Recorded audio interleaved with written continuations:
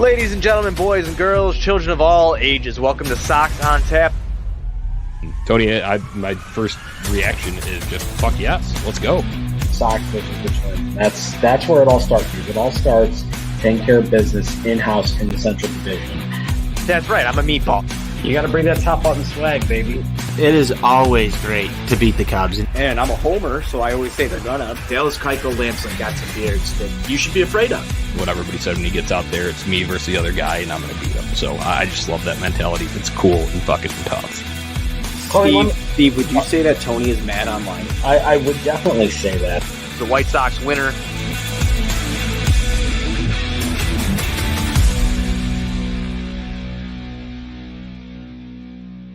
White Sox fans, welcome in. It's the Sox on Tap.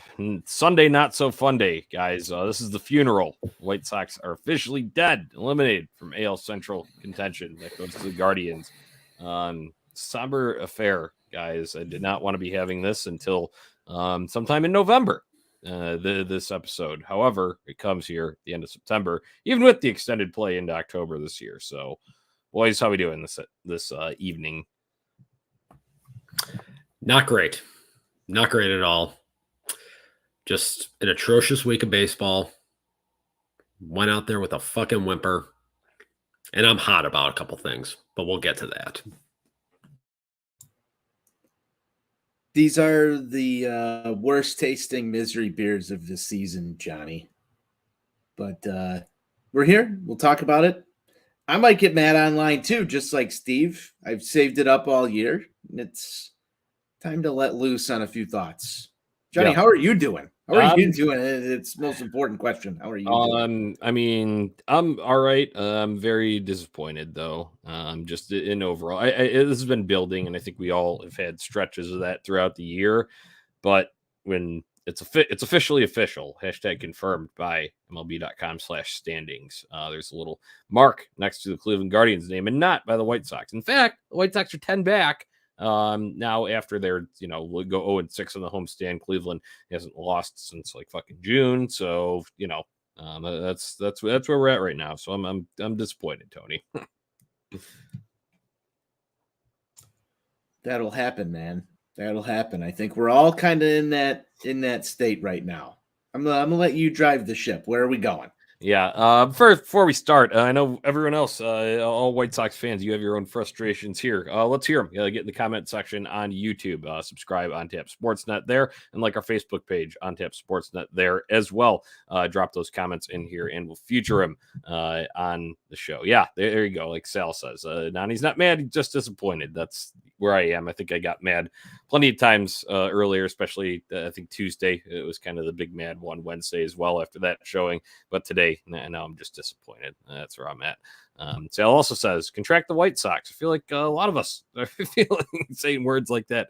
Our guy Besnick on Twitter also said, is fuck the White Sox the new 2023 slogan? Sounds about right for how we're feeling right now. Guys, the fashion in which they went out, we got to discuss it because this was symbolic of their basically effort level all season, right? To have a chance to go and climb that thing, be in contention in the last week, with the sweep, you would have also taken that tiebreaker against Cleveland, and then to not only get swept in that, but then when the Tigers come in, they don't even have any pride playing for each other or anything like that, and they get swept there. You got Javi Baez doing damage. You got the bullpen can't lock down shit, and it's just extremely disappointing. So I'll leave it off there. You guys jump off from this week's performance. Absolutely pathetic. Every single person in this organization, from top down, should feel fucking embarrassed about what has happened here in the last week. Like you mentioned, Jonathan, they came into this week feeling okay. They had taken 2 out of 3 in Detroit last weekend. You had the biggest series of the year at home. And you go out there, you cough that game up on Tuesday night, and then after that, you just put your tail between your legs and you just fucking take it from there. And you get swept on a homestand. When you still had a chance, you could have kept fighting, but you went out there and you fucking quit. You fucking quit. Like Steve Ruzich used to say when I was at South Suburban College, when you accept losing, you're a fucking loser. And every single person in that clubhouse, they're all fucking losers for this bullshit that we saw this week. Absolutely disgusting. Not a single person in there should hold their head up right now about what the fuck happened this week.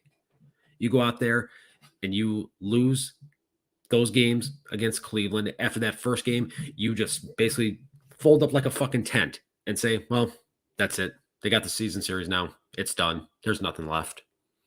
And then Detroit comes in. You let that piss poor fucking team sweep you on your home field and send you back below 500. Fuck that shit. What an absolute joke. Anthony, I'll turn it over to you. Steve, you said a lot of things that I tend to agree with there. The fact that you have watched this team basically been on a seesaw with 500 all season. There were points where you felt like you were in it. There were points where you felt like you weren't. I think coming into this Cleveland series, you still needed a miracle. And there was a lot of warrant towards, Steve, I'll admit it straight up right here. You had questions about this team a lot earlier than most did. And that was because of these red flag warning signs that have plagued this team all season. Some of those same red flags all came and festered when it mattered the most. This is where I've drawn problems all season. Is a lot of blame has been focused on La Russa. There's been a lot of blame focused on Frank Menachino. There's been a lot of blame focused on Rick Hahn roster construction. There's plenty of it right there. But let's take all of that off the table for a second. Where was the emotion? Where was the passion? Where was the fire on the field all week? We were all there on Tuesday. You saw Josh Harrison making a couple of plays over at second base, trying to keep his team in it. You saw Elvis Andrus running his mouth about a week ago. Where was the leadership of this team from a player perspective? There was none. They got mocked up and down the field by Cleveland. They're getting mocked right now as Cleveland celebrates. It was fucking embarrassing. From Tuesday until today have been some of the most embarrassing days to be a White Sox fan that I can ever even fucking remember, given the expectations for this ball club this season. It's ridiculous. And it sucks to have to sit here and talk about how disturbing all of this is.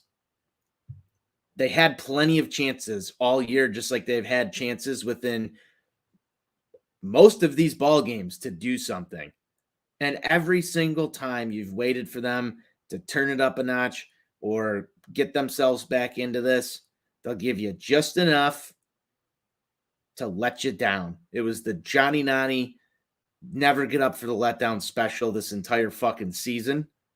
And here we are.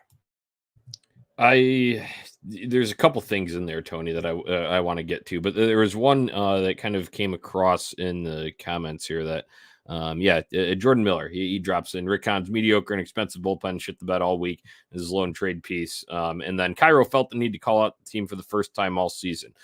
Obviously, the team played some decent ball under Cairo upon him first taking over, right? That West Coast trip, successful by, stretches of measurement. I know they still lost some ground in that, but they were playing right with that emotion that you talked about, Tony. I would have liked that Cairo outburst after the game. Said, "Oh, it's disappointing. That's not what Chicago White Sox baseball is about." Newsflash, that's what it is about, by the way. But I would have liked to see that after the Rockies game that they lost. I think that would have been a good time for that, not after the fact, when you're already now 10 games back and done for good. So I would have liked something like that all year long. Right. Yeah, you knew Tony wasn't going to do it, and then Miguel Cairo obviously waited on that. And even then, the thing is, we can talk about this and say, "Oh yeah, you should have done that." Then I don't even know if the players would have responded that well, though.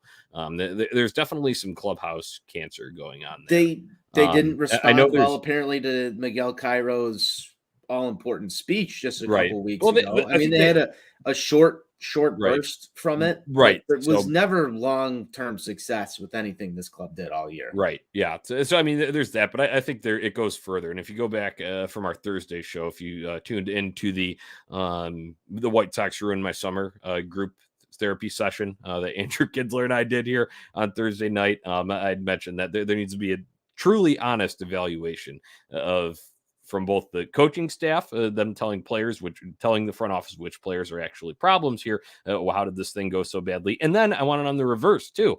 I want the players to be honest with the front office and tell them about the coaching staff. And obviously the front office itself, well, there you go. Are you going to fire yourself? Jerry going to let go of any of those guys? Who knows? That's probably far-fetched. However, I would like a complete, honest evaluation internally amongst the White Sox. But Tony touched on something there, and I think this is going to rile the people up. And it was the comments that came out from the Cleveland Guardian celebration on Emmanuel Classe's Instagram Live. One of them in the back doing a little "fuck the White Sox" chant, and then they were mocking the "Fire Tony" one. So that goes even deeper than just the team. They're kind of mocking the fans. City of Chicago, like you mentioned before we jumped on here, Tony. Steve, I know you have thoughts about it. Let's turn it over to you. Oh, yeah. I've got thoughts. Like I said earlier, every single person in this organization that draws a paycheck from the Chicago White Sox, Jerry Reinsdorf, every single one of you should look in the mirror tonight and be fucking ashamed of yourselves for this bullshit. Cleveland went into this season not even expecting to win. Like we talked about the other night, this team was literally discussing trading Shane Bieber at the deadline in April. This team had no aspirations of winning this division. And here they are. They've got a 10-game lead, and it's over on September 25th.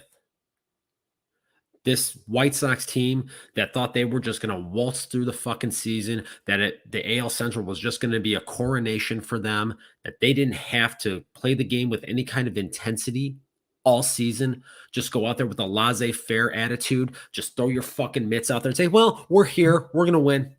It's only April, it's only May, it's only June. And here we are now, fucking eliminated. 10 games out.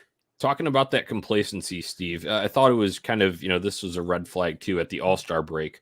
Liam Hendricks that was around the time there was the reports, rumors of clubhouse, disconnect, whatever, lack of player leadership, the Kenny Williams comments from the Nightingale story around that time. But then Liam Hendricks and Tim Anderson, they were at the All-Star media session, and Hendricks had said, there was, the only problem with the clubhouse was that there was a bit of a complacent attitude early on.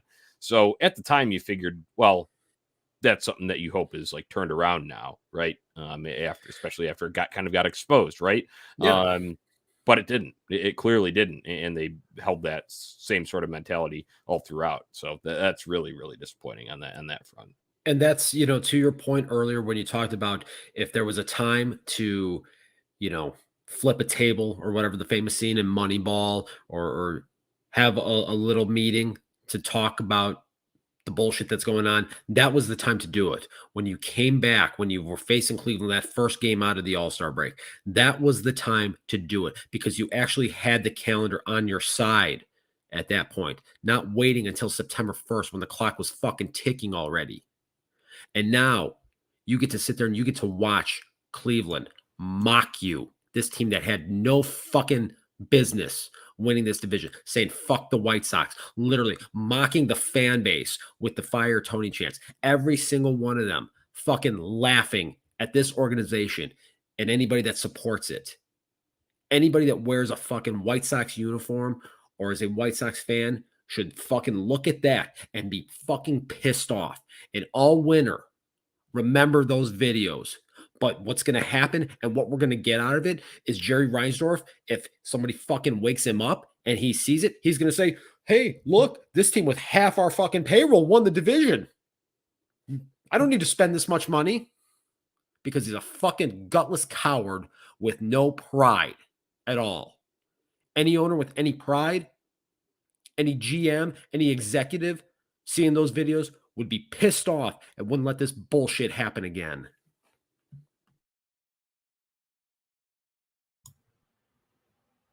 I'm just going to let that breathe for a second. I mean, I agree with what you're saying. I don't know if money solves the problem here. I think it's a little bit deeper than that, Steve. I think you have to look at how you've drafted, how your GM has put the team together, how your managers manage the games, how your players on the field have performed. And man, there's just so many fucking question marks right now. And we're not supposed to be here. We're not supposed to be here. And the sad part about it is, Steve, we get these stretches out of Eloy Jimenez where he looks fucking awesome. You get a stretch out of Luis Robert that looks great. You get a stretch out of Yohan Moncada that looks good. You get stretches from your biggest free agent acquisition in franchise history, Yasmani Grandal, that are good. Nobody's doubting the fact that there's a lot of talent on this White Sox roster. But I go back to things that Jonnie said. Clubhouse cancer. Is something wrong there? Do these guys not all mesh? We've got an offseason where we don't know if Jose Abreu's coming back or not. And people are divided on that. It's even more concerning to me that the front office seems divided on what to do with Tony La Russa in the last year of his contract. There seems to be division all over this fucking franchise. That is a huge problem. Because if they're not united, they have no direction. And you can be embarrassed, but I don't think that they're going to be embarrassed for the right reasons. Each and every one of them are going to be dug into their own trenches and try and fix it their own way. They're not united. There's division all over the place, and that just leads to fucking disaster. And that's my biggest fear. That's what keeps me up at night. Yeah, I definitely agree with that, Tony. And like you jumped on the comments that I'd talked about. I would love to be a mind reader because I want to know what has gone through AJ Pollock's mind all year from upon hearing he was traded to the White Sox and what he truly, truly in his heart of hearts felt about going from a first-class organization like the Dodgers to the dysfunction that is the Chicago White Sox. I think that would make it great. If Bob Nightingale can get his hands on that story, some mind reading capabilities, that's what I would like to see, because I guarantee the truth deep in his heart is probably something along the lines of going from, like I said, world-class organization to a clown show.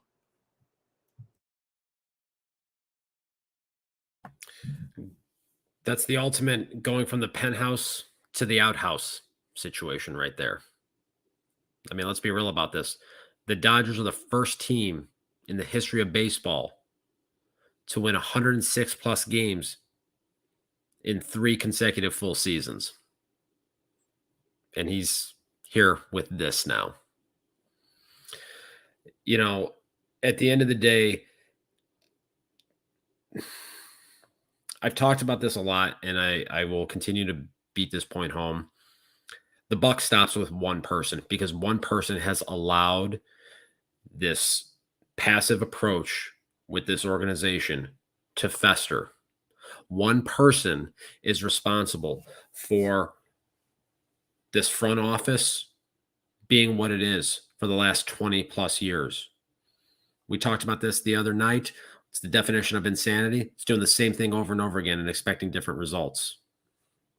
Until that day comes when Jerry Reinsdorf's reign of terror ends, we're in a bad spot, because nothing's going to change. All you're going to do is just rearrange the fucking furniture on the Titanic, and it fucking sucks. I don't have anything else to add to that, Jonnie. I would go ahead and say that there are other fact. Obviously, that's the top of it. It's like, it'd be that's the root, and then things stem out from it, right? Because you still also have then Rick Hahn at not doing shit at the trade deadline, questionable allocation of the resources for the roster construction prior to the season. So I agree with you though, Tony. Excuse me, Steve. It does go back, kind of on that Jerry Reinsdorf, and we've all beat that point home. We all know that's the truth. However, I do think there is a little bit of a intricacy below it that is basically all dysfunction. Well, okay. So on that point right there, we talk about the failings of Rick Hahn, and there are many of them. Would Rick Hahn still have his job with any other organization? Right. Probably not. I can't think of one. We saw a graphic on MLB Network the other night. In the last 10 years, every team that has won the World Series, with the exception so far of the Nationals and the Dodgers, has had a complete overhaul of their front office. And those are teams that have won the whole fucking thing in the last decade. White Sox have won 2 postseason games in 17 years, yet nothing changes because a certain someone is unwilling to change. He's unwilling to bring in outside voices that might make his closed lens of how he views the game of baseball uncomfortable. So here we are. Let's see. I was going to add on to that. You talked about the kind of disconnect in division, Tony, right? I think this is a good, if you're talking about it, rots from the head. Jerry Reinsdorf seems like a disconnected owner, right? I think we all kind of knew that because, given he's, up there in age. And then also, like you'd said, the way of operating has not changed, and the way that he views the game is flawed for modern baseball. But that kind of then reverberates throughout the organization. I go and look at like a team like the Mets, and sure, it's Steve Cohen's an absolute billionaire. He's got all the money in the world to throw around, and he did it with the Mets. But he cares. He's a fan of the Mets, right? That's what I want. I want White Sox fans in the White Sox organization, right? I want I want my announcer to be a homer. Like Hawk was. I want my owner to be I want this team to be the best and win the World Series every year. That's the goal, right? And then putting in the action to follow that up and try to make that a reality the best you can. Obviously, you're not going to win the fucking World Series every year, but at least try. Act like you care, right? I think there's just way too much disconnect there, and this is just one of his toys that he doesn't care too much about, right? Because the Bulls also exist right over there on the west side. So it's disconnect, division, all those words that you use, Tony, starting from the top and then obviously permeating throughout the rest of the organization, all the way from Jerry at the owner to the front office there, to coaching staff, and then to players themselves on the field. Well said. I again don't have much to add to this, Johnny, but it's just sad to see. And it's the same stuff that you've seen year in and year out. And you bring up how long we've been going through this. It's got to be one of the most longest tenured front offices in all of baseball, is it not, Steve? You might have better data. The only one that I believe is longer would be Brian Cashman in New York with the Yankees. And last time I checked, if you compare the resumes, quite a stark difference. Yeah. Isn't it, he's never had a losing season? Is that it?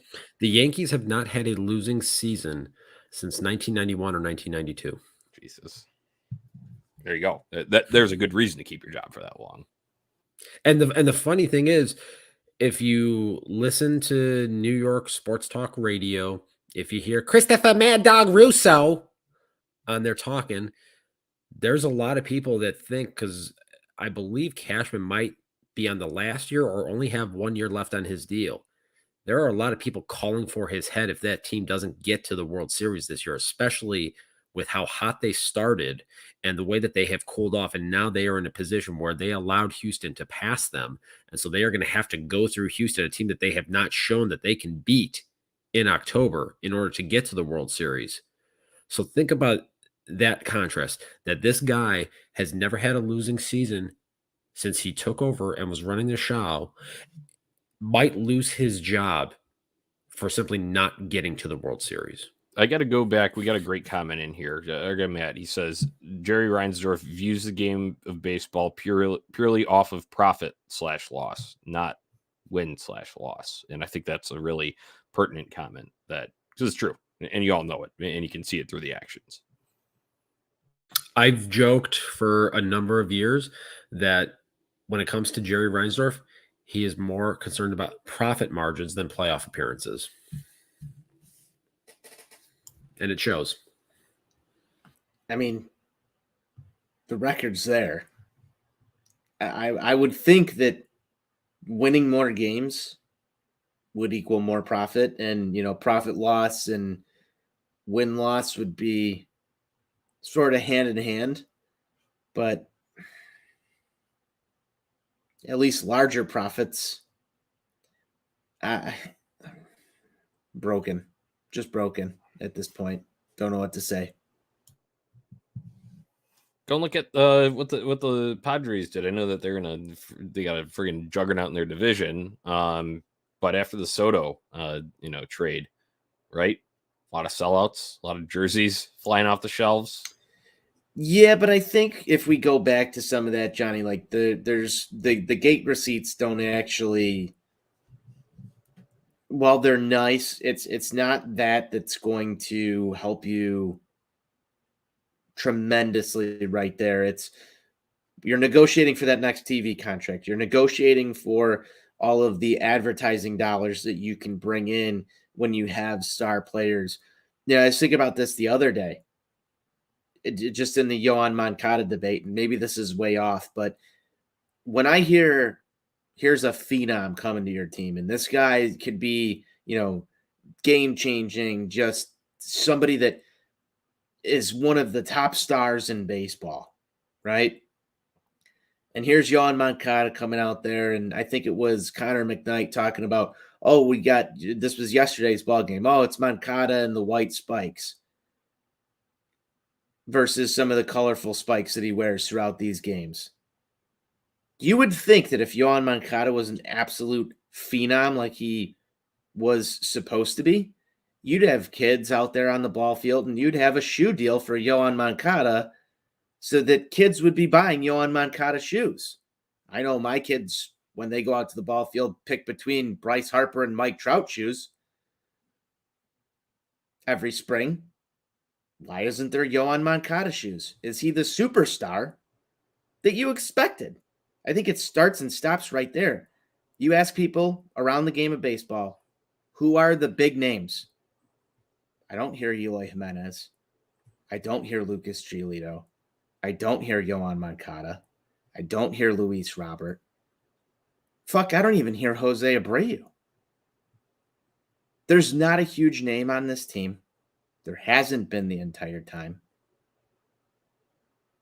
There's a real problem with not only did the guys not exactly pan out up until this point, and I'm not saying that they can't, but you've seen injuries, you've seen underperformance, you've seen availability issues, and you've just straight up been sort of let down by what the level of play that these guys need to play at in order to become the superstars and the talents that we wanted them to be.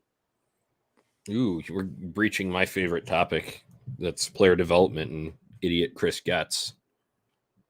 There you go. It's beyond just him, though. It's the whole staff. It's the department, and it's the lack of developing guys as soon as they reach the majors, right? There's still learning that needs to take place there, and they have mishandled that in the performances. You can see it of those guys that you mentioned there, Tony. And that's a guy that might be getting bumped upstairs. Right. It just goes to show you what the White Sox do. It's the White Sox way, as you like to say, Steve. It is really embarrassing. And then Anthony, to kind of piggyback off what you were saying there regarding, the Bryce Harper, Mike Trouts of the world, to think the Sox could have had that guy. They could have had the guy with the national appeal. You talk about the money that comes from the renegotiation of a TV deal that is up in 2 years. Having superstars really helps drive that. Helps, if you're starting your own regional sports network, helps make that more valuable.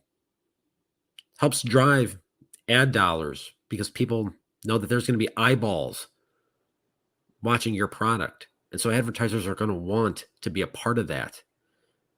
Instead, no. They nickel and dime this thing. They could have had the most recognizable face in the game of baseball. Not the best player in the game of baseball, but the most recognizable face. And they fucking didn't even try. Well, rest assured that you can get the Tim Anderson Dairy Queen combo. Okay. There's your national appeal. And he's got his big sneaker ball tomorrow. Yeah. There you go. So that's our guy, Sal. It chimed in the comments, said, TA, the only guy with any national appeal, but small scale. No, yeah, I think the sneaker ball I thought already took place last Monday. Well, maybe it doesn't fucking matter. It was a the sneaker ball and the White Sox season. Were they all too tired from playing ping pong? Could have been. Who knows? Who knows what went on there? I didn't attend sneaker ball. Yeah. Let's field a question here. Let's field a question from Sal. He says, do you think we get a manager next year that's worth a damn or someone on the cheap? That's a good question. You guys got any thoughts on that? If you read the Nightingale piece that came out today, again, as was broached earlier on here in our discussion, there seems to be the division as far as what is going to happen there. We've talked about at times that Kenny didn't want Tony La Russa. Rick Hahn didn't want Tony La Russa. I have it on pretty good authority that Kenny wanted Bruce Bochy. And then conveniently, Nightingale mentions Bruce Bochy in his little piece there.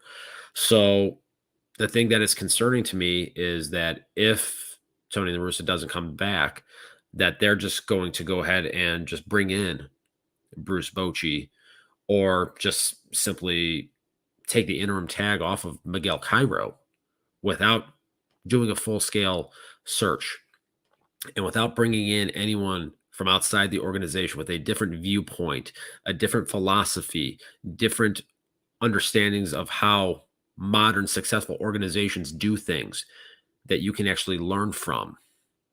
That's one of the things that is very annoying to me is, again, they box themselves into this way of doing things. The White Sox way doesn't work. So fucking change it. Do a full-scale search. If you're change leaning the game, one might say.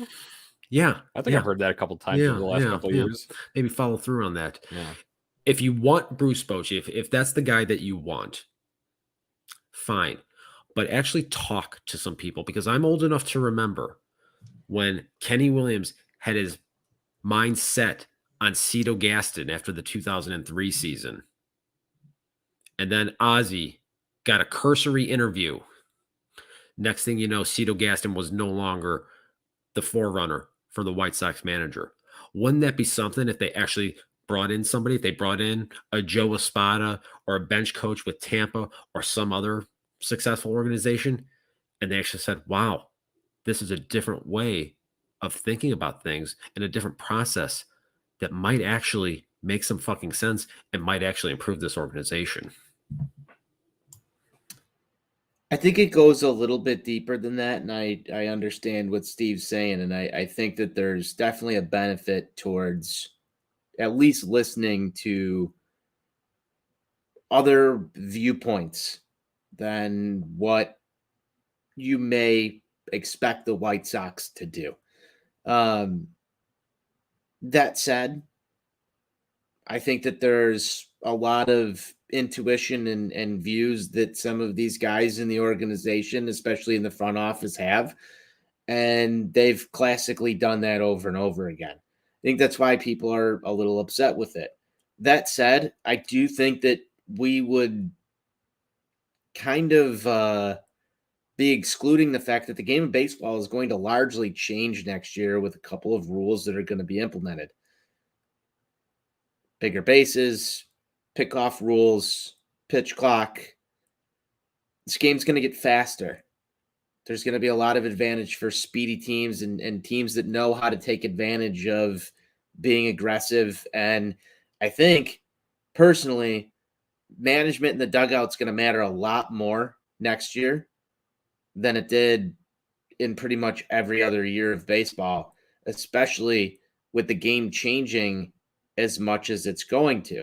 It's going to take some strategy to manage through a pitcher's mentality. What is your strategy when you have a guy on first base who's a legitimate stolen base threat? How are you going to manage that on your side? Pinch runners could be a lot more effective next year.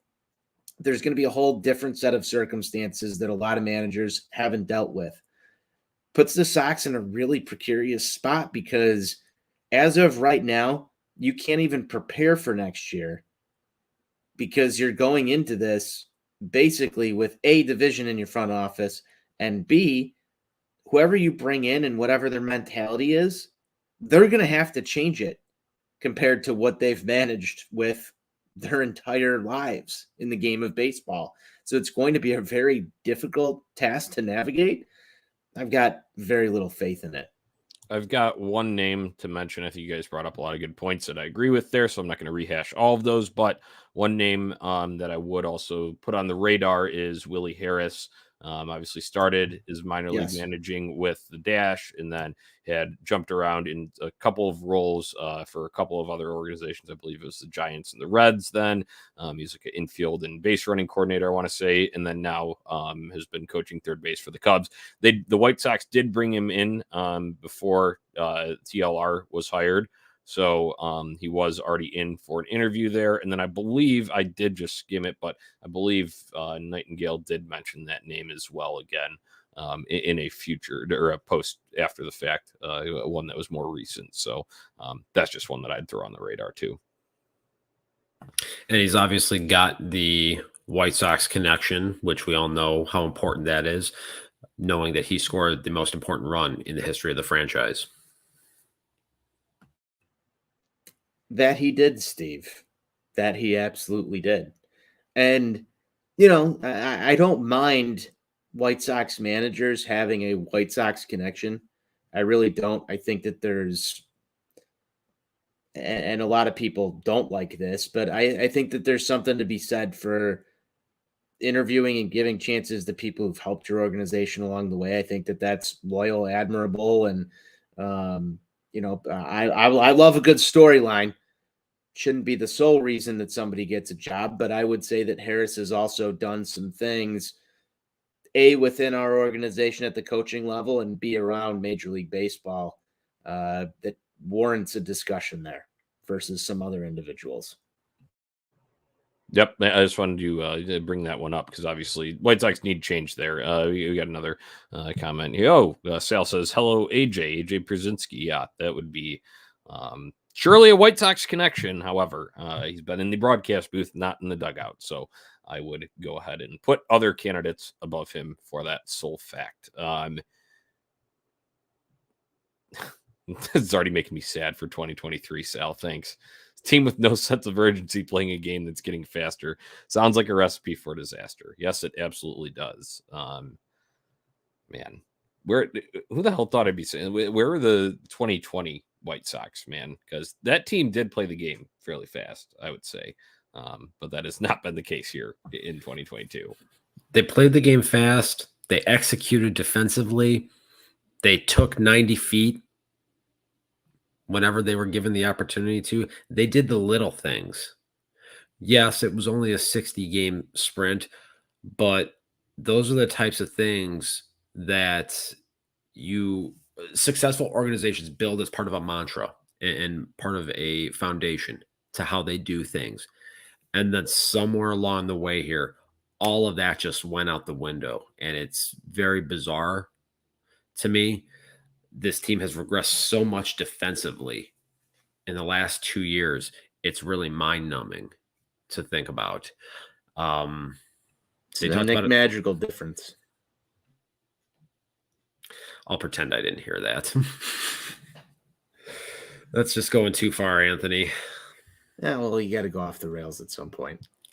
Yeah. Guys, one question that I just thought of, it just popped into my mind. And obviously, it's over. You pull up the Ehrman Mercedes Instagram post because we know that it's over after losing that. We lost the division. Okay. That's already done. They're not getting in via a wild card. They're like 7.5 games back in that and multiple teams to jump there. So that's not happening.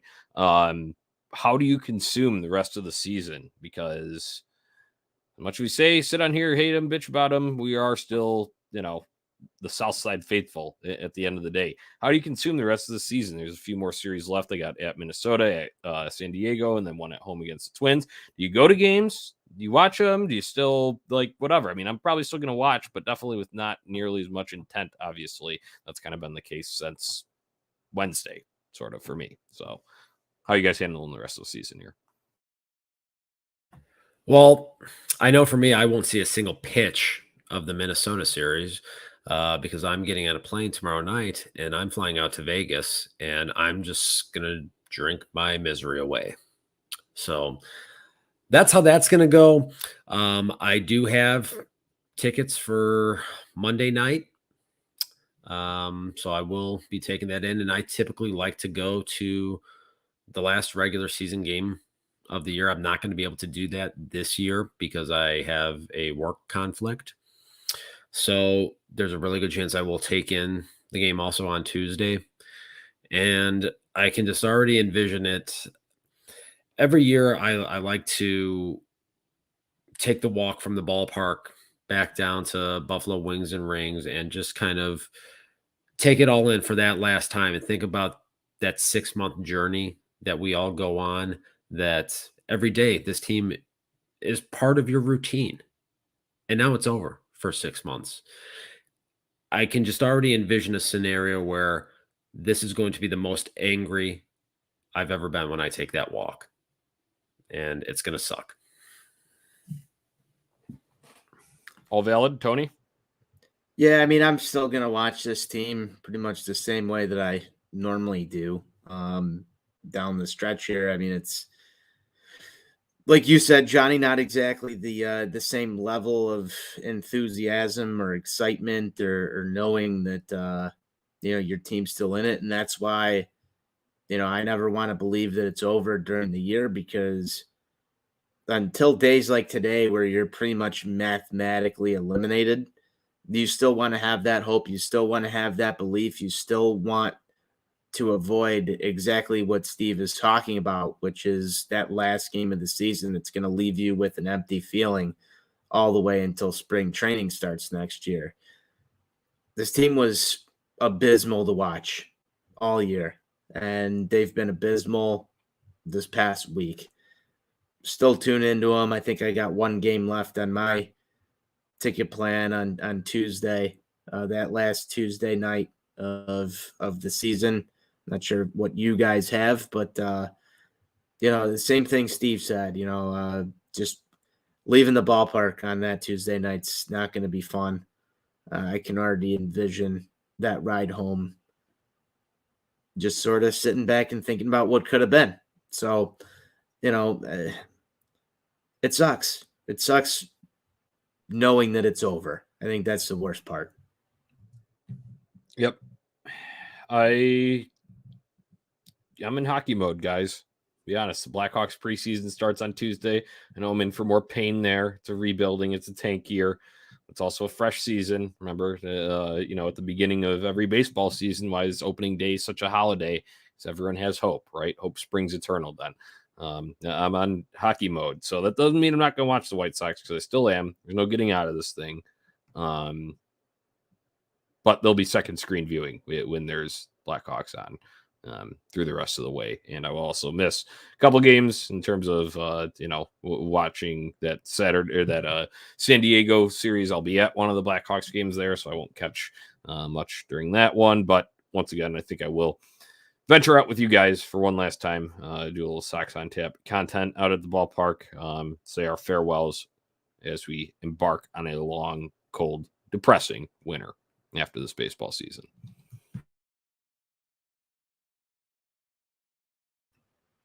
Well said, sir. And it's going to be an angry winter. Yeah, it is. We'll see what happens, though.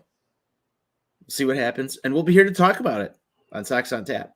Yeah, we'll get together for some shows. I think we should take some topics. Maybe we'll discuss some general MLB playoffs as that stuff rolls through.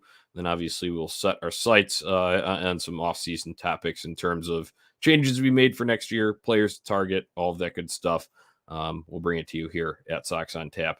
That just about does it for this edition of Sunday Not So Funday. Thank you for attending the 2022 Chicago White Sox funeral. Everybody in the comments, we appreciate you. Had a lot of good discussion coming through there. Make sure you're subscribed to On Tap Sportsnet on YouTube so you don't miss our shows. We'll be here with you all off season, and probably a few more here coming up at the end of series throughout the remainder of this, what's left on the schedule. So everybody, thank you for tuning in. Go and check out ontapsportsnet.com for all your Chicago sports literature and podcasting needs, and give us a follow on social media at Sox on Tap and at On Tap Sportsnet.